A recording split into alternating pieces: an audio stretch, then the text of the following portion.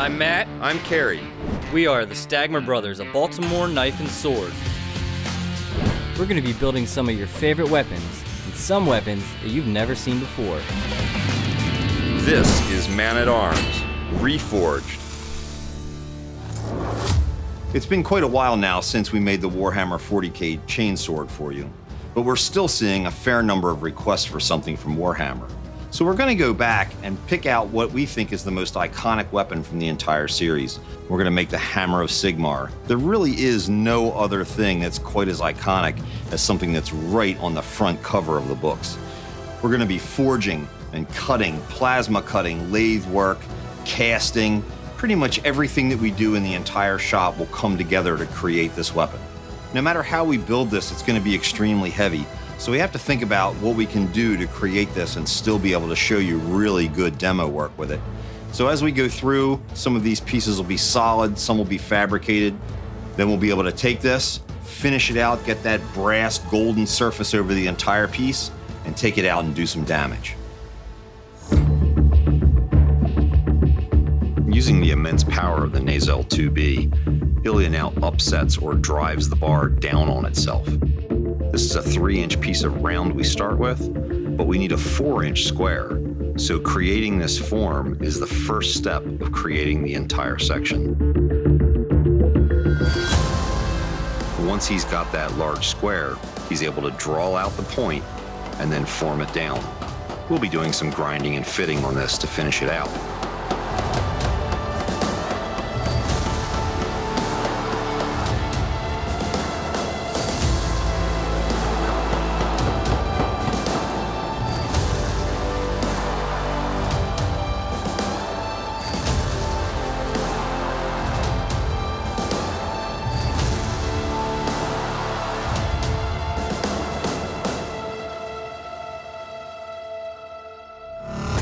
I'm beginning to work on the ornamentation for Sigmar's hammer.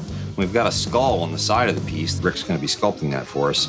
We'll cast it in bronze. But to hold it in place, we have a bezel that's multiple stages. Kind of looks like the front of a camera almost. And so I'm going to cut a series of rings. We'll take each one of those rings and ornament them. They'll be stacked, welded together, and that'll become the bezel that holds the skull. And then everything will be brass to turn it gold.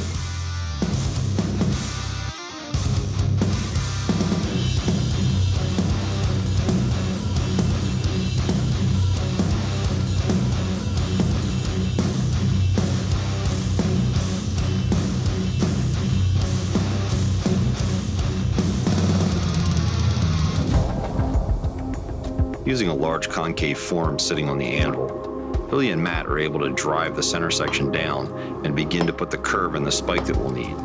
As long as they get it close, we'll be able to grind it to form. But if it was just straight and we wanted to get that curve, you'd have a huge amount of material to remove. They're going to make this job much easier. All right, here I have 2 of the bezels for Sigmar's hammer. I'm gonna go in with our knife wheel, take the smaller ring, put a couple flutes on here, then I'm gonna flute the larger ring. It's gonna make it look like a ribbon so we can move on to the next phase of the build.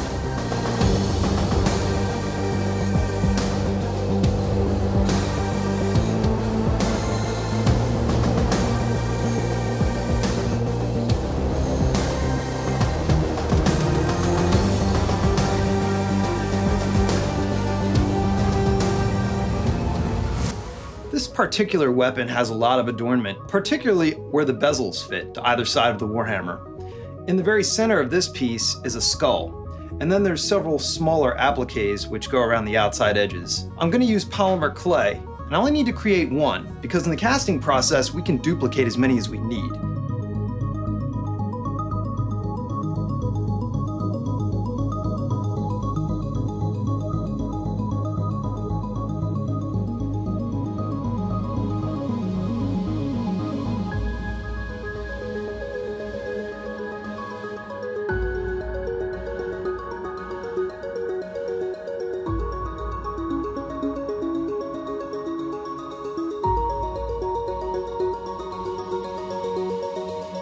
Now I'm going to make one skull out of polymer clay that we'll later make a mold of, and then we can cast 2 when we go to attach them to the Warhammer.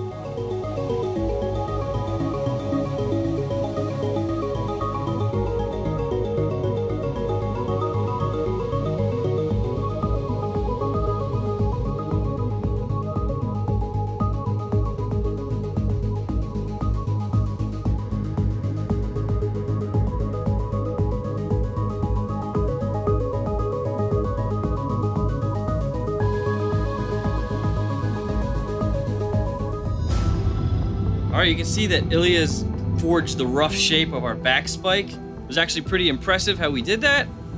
It's now time to move to the grinder. I have to true up all 4 sides, make them nice and flat so we can weld on the other pieces. And then obviously, gotta sharpen our point.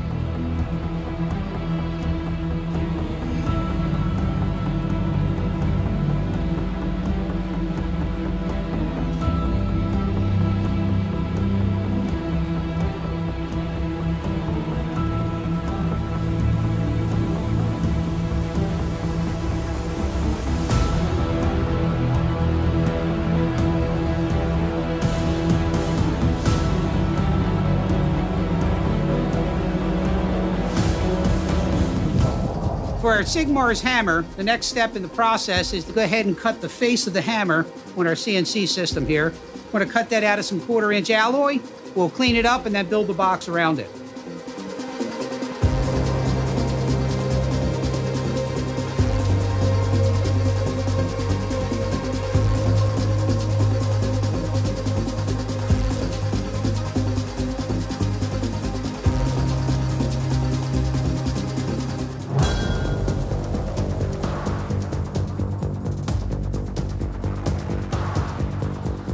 So you saw the die that I created using the CNC mill. Here it is. It's a relatively thin piece of material. If I was going to make this for high production, I would have used a much larger piece of steel just so it had a bigger backing. But it'll work just fine for now. We're going to be creating those rosettes in brass. They'll be pressed into the cavity so that that pressure can be applied through the press. We'll be using a block of lead, and that's going to conform to this shape with the brass in between, pressing it in, giving us our final piece. We'll be using 80 tons of pressure, and that's not going to hurt either.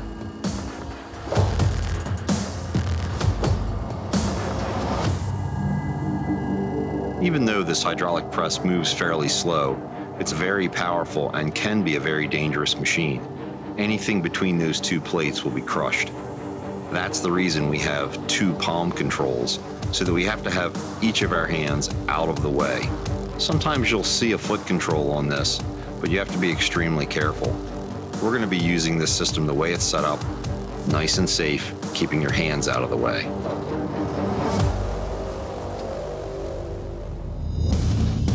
Okay, I'm starting to assemble the hammer face for Sigmar's hammer here. You'll see where I've tack welded my side plates to the front. Next step is to weld the corners and edges.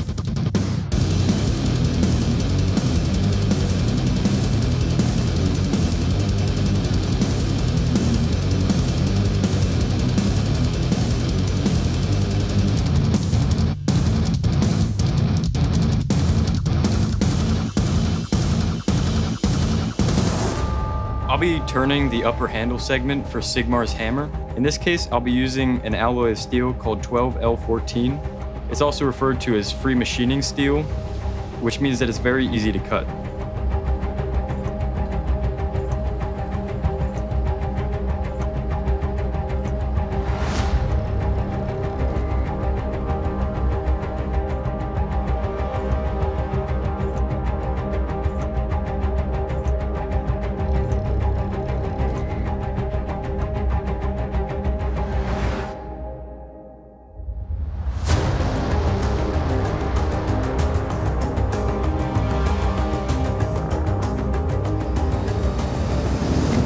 So here I have the face for a Warhammer. John's already gone and welded up all the sides on it. I'm going to clean up all the welds and get it ready for the next process.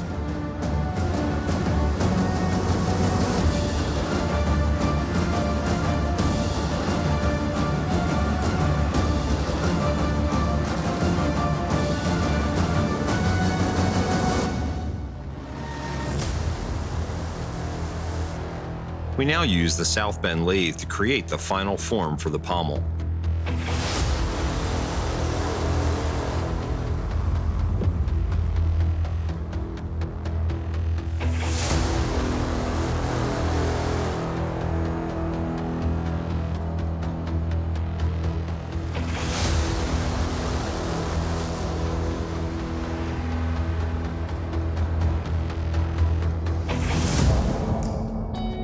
Using a torch and a solid brass wire wheel, Bill and John begin to brass these bezel sections.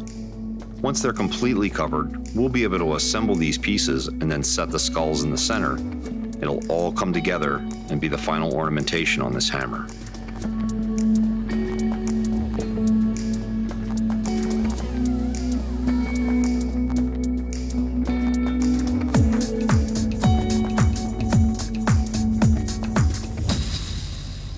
So I've been working from a series of pieces that were sculpted.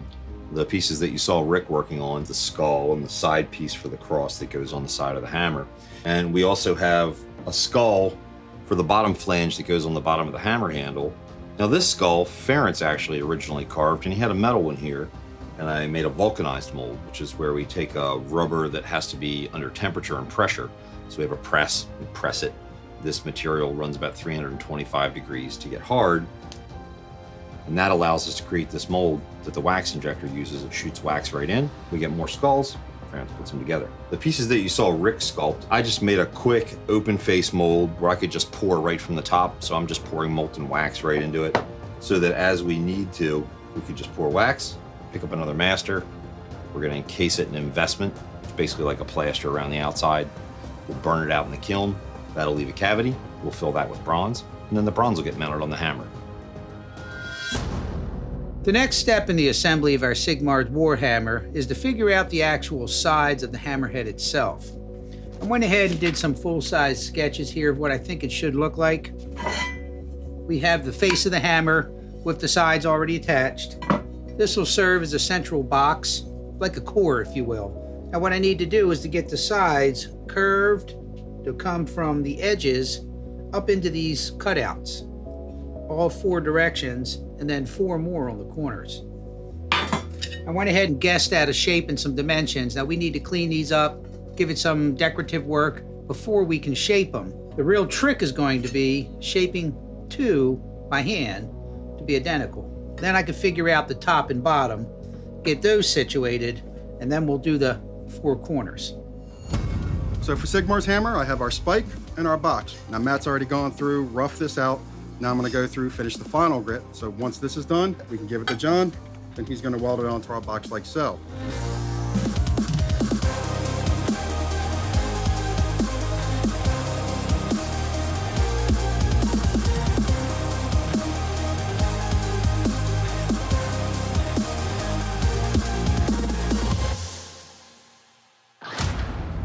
Now we have the waxes sprued up or treed up, as we'd say.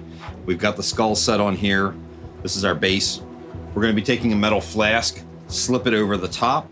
I'll be pouring investment in here, which is essentially plaster with silica added. It allows it to handle high temperature. We're going to be firing at 1350 degrees.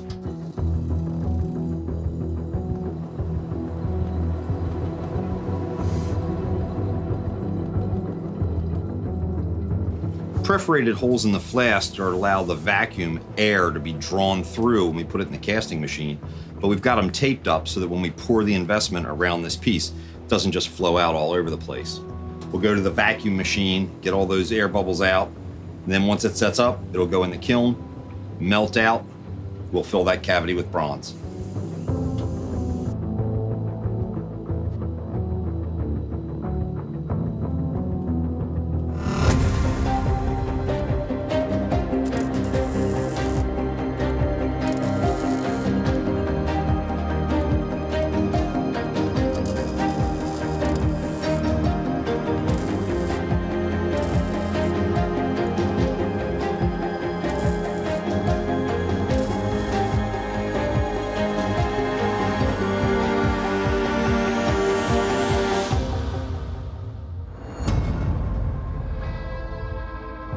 All right, I've already gone through on our Warhammer and engraved the knotwork that's on the haft itself. Now I'm gonna go in with my file, clean up my line work, and just make it a little deeper.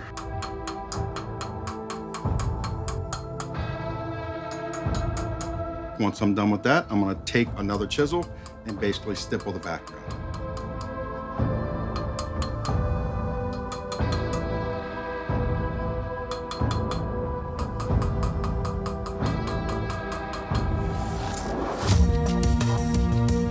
Now that the wax has been melted out after the flask has been fired, I'm going to be pouring in bronze.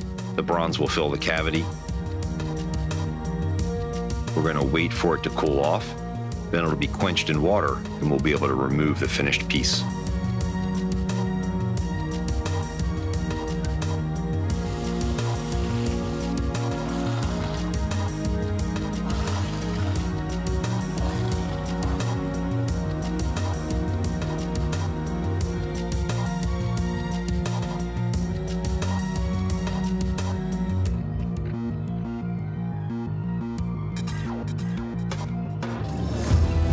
Perhaps the most difficult part of sheet metal forming in this entire build are these quarter panels. John's really had to take his time and figure it out. Now that they're just shaped, it's time to weld them on.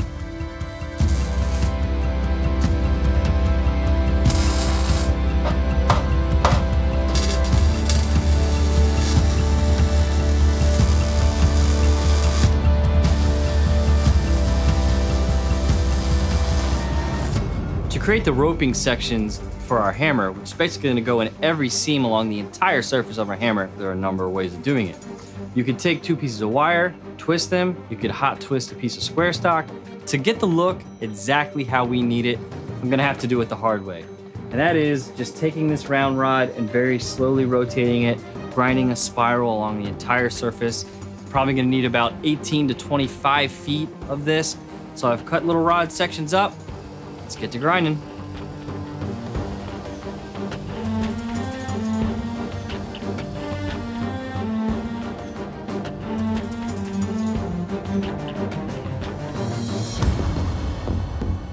Using the same piece of bronze material that I turned the bottom pommel from, I'm going to be turning a top spike.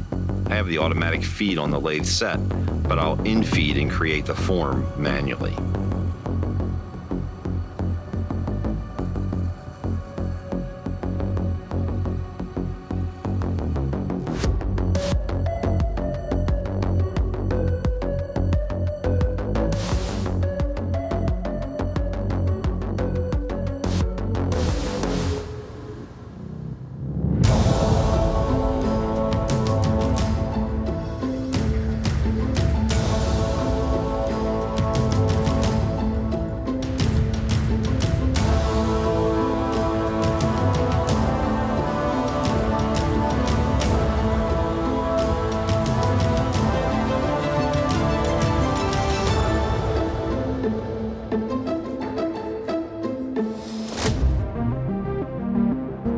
Now that Bill has masked off certain areas to keep them bright, he's going to be using a chemical blackening.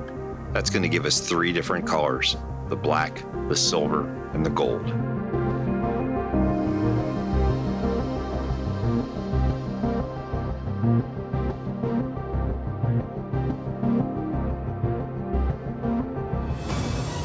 This was our second Warhammer build, and like the first build, while I was excited when we began, I was really excited when I saw it at the end. I'm very, very happy with the work that was done by the team on this, and I think this is a fantastic weapon.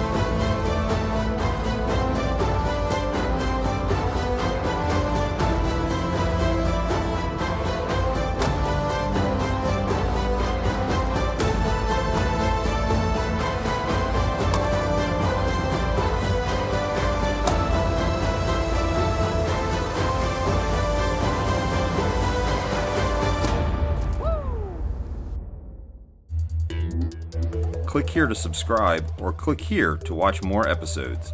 Thanks for watching Man at Arms Reforged.